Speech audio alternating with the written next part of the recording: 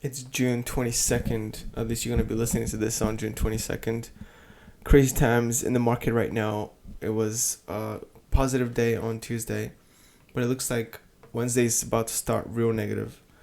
Looks like the futures are down quite substantially. S&P, net, you name it, everything's down. Even precious metals, everything down. So we're gonna open up red, and it seems a little crazy to me. I mean, after I take you through the account, I'll show you some companies that I just happened to stumble across, and the valuations are actually pretty insane. This market is banking in a huge recession. I've mentioned this before, but it's pricing in like a very massive recession. Even stocks that are very profitable and very stable are taking huge hits. Not just like, the garbage or high flyer growth stocks. That's not necessarily garbage. They're not only taking, these stocks are not the only ones taking it on the chin. So let's go with the browser here. I'll show you the account first.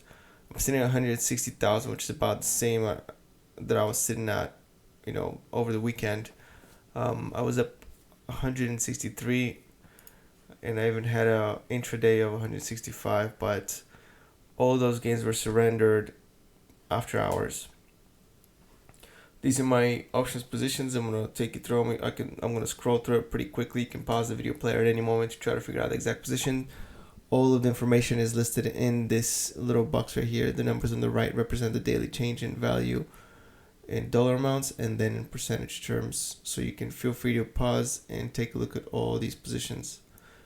On the equity side, you see that I was mildly in the green, but all those gains are surrendered post, after hours, so none of them really count. In fact, I'm going to be probably dipping quite a bit under 160 during market hours today. Yeah, I mean, let's see, Paramount's about flat, but things like Apple and I think Goldman Sachs are down. Apple's down 2%. It's not just that. I'm looking at the futures on Yahoo Finance as well, and they're also getting killed. So all these stocks are going to open down even if it doesn't show them right now. So these are the stocks here. Everything is pretty flat. I've reduced my Chinese position quite a bit, so I don't have much of that right now. I think they're going to struggle with the virus situation for quite some time there. Let's go to the investing tab. So you can take a look at there. See, I have a total market value of 276,000. Margin used 115,000. I'm levered about 41.9%, which means 84%. Basically, 50% that means half the account is borrowed, which means 100% leverage. So it's not very well represented on this infographic here. This is the account sorted by total return. Apple is sitting still at number one at only plus $11,000. So most of my gains are gone, mainly because I've been buying on the way down. Equity position 110 on Apple now, pretty much record amount of Apple that I have at 130 shares. I had 835, I think, yesterday, but I sold like 5 of them to try to raise a little bit of cash. I'll probably go back in, if it keeps dipping, like especially under 30. I'm gonna go pretty heavy into it. A lot of losses. Paramount is my biggest loser right now, followed by Goldman Sachs, which are the two positions that I'm trying to sell options against and collect some premium, but I get stuck with this collateral, and I do believe in the collateral, and I think it's strong. However, market conditions are such that everything is just selling off. Speaking of everything selling off, let's take a look at some companies, shall we? So, guess what I was looking at?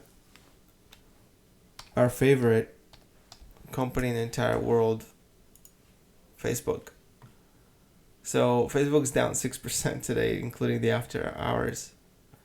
Look at this, 8% on the week, 20% on the 1 month, 27% on the 3 month, 53%.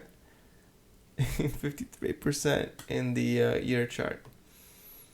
Price to earnings is now 11.87. Now you might be tempted to take a look at that. It's like, yeah, but they're gonna earn a little bit less in the future. Well, not so fast.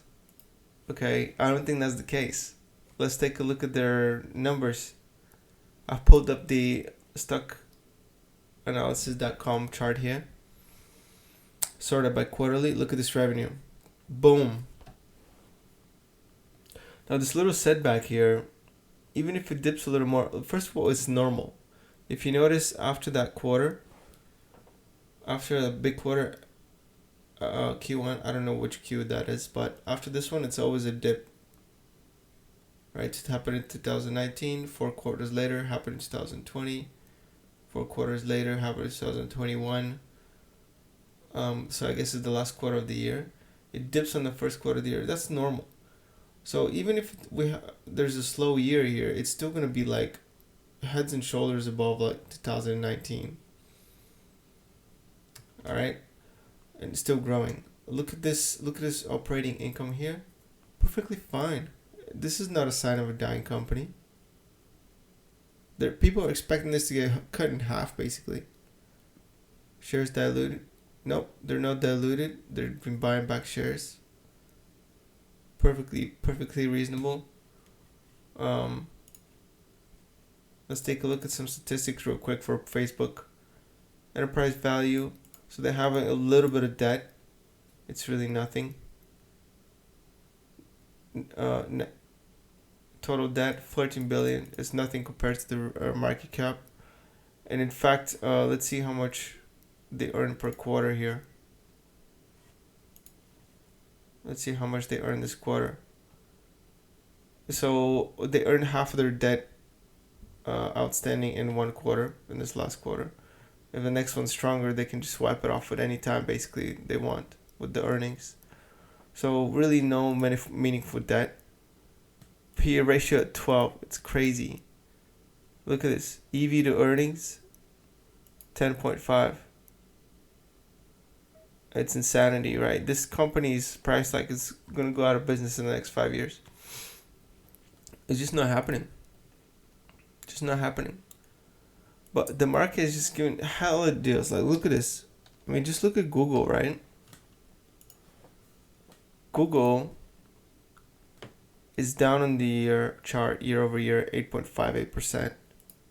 On a 3 months down 20%. Yes, it's still higher than 2019, but look at some of their numbers. I mean, these guys are insane. Look at this revenue growth. No signs of slowing down. Same thing with with Facebook with the quarters here. 2019 drop. 2020 drop. 2021 drop. So same thing with Facebook, but this growth is absolutely insane. Look at their income. Just massive income increase. This is basically a growth company. And we're getting only a 20p on that. 18.3 EV to earnings. It's insane. No debt. Virtually none compared to their market cap. Look at eBay, right? I've talked about eBay a little bit before. 2.29 PE ratio. EV to earnings 2.32. This is not a dying company, all right? Look at this. All right? Quarterly revenue flat. Operating income they're doing just fine. They can pay their bills. You know what I mean? They don't have much debt. 8.81. They can pay it off in time. That's fine. Plus, they probably use the debt productively. It's craziness. And how about this company, right? You guys remember this one? BioNTech. This is not a U.S. company, granted, but look at some of their revenue here. 6.37 billion. I know they're kind of one-dimensional, but still relevant. 4.7 billion. They've literally made $30 billion so far in the last like year and a half or a year or something like that. And their market cap is 30 billion. So in a year, they've made the exact amount of money that the company's worth. So they have a PE Even earnings of 1.1, 1.76.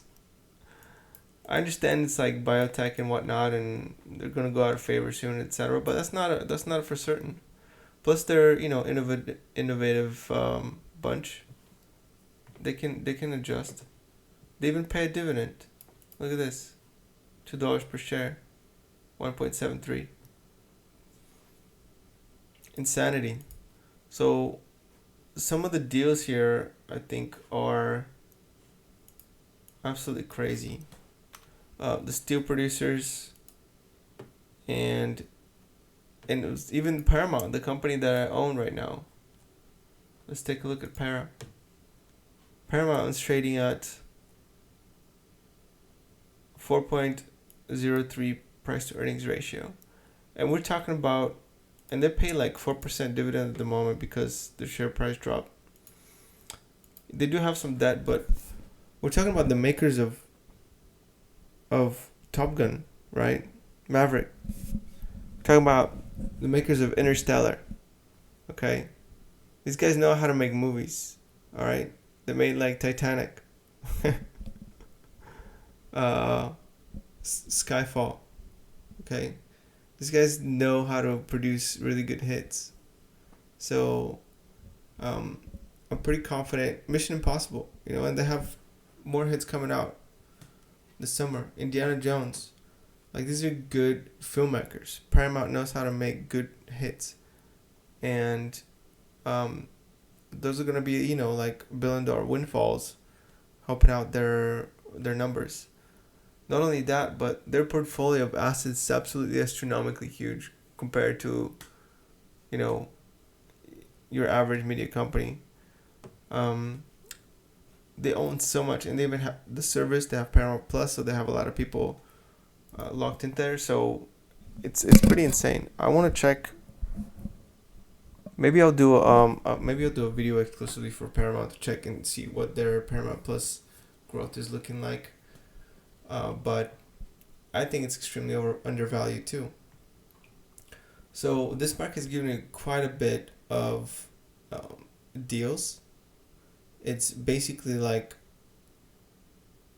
if this doomsday scenario does not materialize, these are huge opportunities in my mind, for the future, just even for the next few years.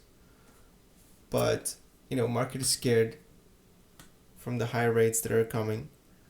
Inflation is not easing up, and so they're thinking like, okay, it's time, to play defensive, sell everything. But what really gets me is like, all right, you sell everything to get dollars. What are you gonna do with those dollars? Are you gonna buy debt that's yielding, the longest durations are yielding like 3 point something percent, or like 5 point something, I don't 3 to 5%, whatever, when inflation is 8-9%? Do you want to lose 4% every year? What if you buy short duration debt, like 1, 2, 3%? Do you want to lose 6% of purchasing value? Like, what are you gonna do? You can try to invest in commodities, but that's a risky business. You can see U.S. Steel is trading at 1 price to earnings ratio because people think steel is gonna go down. So if you think commodity is gonna go down, if you know the dollars will go down, you think the yields are gonna go up, so you're not gonna buy debt. Even if you buy debt, it's a bad deal because you don't get as big of a coupon to clip. And you don't want stocks. Like literally, there's nothing else. What are you gonna do? House? So you're just gonna put everything in the housing market? Well, there's plenty of signs that the housing market is like slowing down, right? Or at least freezing up a little bit because there's not enough supply, and the prices are getting too high for people to be able to afford. So, what are you gonna do with your money? Why not generate some cash flow from companies that actually benefit from inflation? Put it companies that actually suck up all that extra money. But the thing is, like, the prices are actually high. There aren't even that much extra money. All the stimulus and stuff like that has been pulled back. So it's just the prices are high due to, supply shocks and external circumstances like wars and whatnot, right? Just production is shot right now because, political tensions, deglobalization, supply chains are shot. So all this stuff is like causing the price of things to go up. But that's really not actually inflation in the classical sense, okay?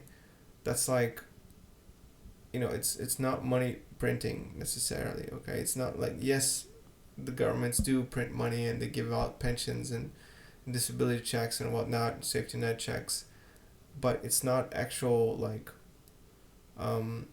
as it's not as much as it was in 2020, or that money that flooded the system. So right now they're actually like trying to pull it back. So I don't I don't think that there is a better answer, because keeping cash right now might seem like a smart idea short term as the market's selling off, but I think the sell off is illogical. I think that if you buy companies, if you think there's inflation, you gotta buy companies that actually turn over that money and funnel it into you, right? Into their earnings. So I think the market is definitely being irrational. Could it drop more? Sure. But these are like, bargains. And there's some bargains out there in the market. I wish I had a lot of money that I could put and invest in all of them. And just hold them. Just hold them, collect. They already pay a lot of dividend anyway. So collect dividend, enjoy the cash flow, and become wealthy. So if this market continues to drop to like 10, 15 more percent, this is going to be incredible. Like this is going to be a better opportunity to buy stocks than 2020, in March 2020. All right, I'm going to leave it right there. Peace out.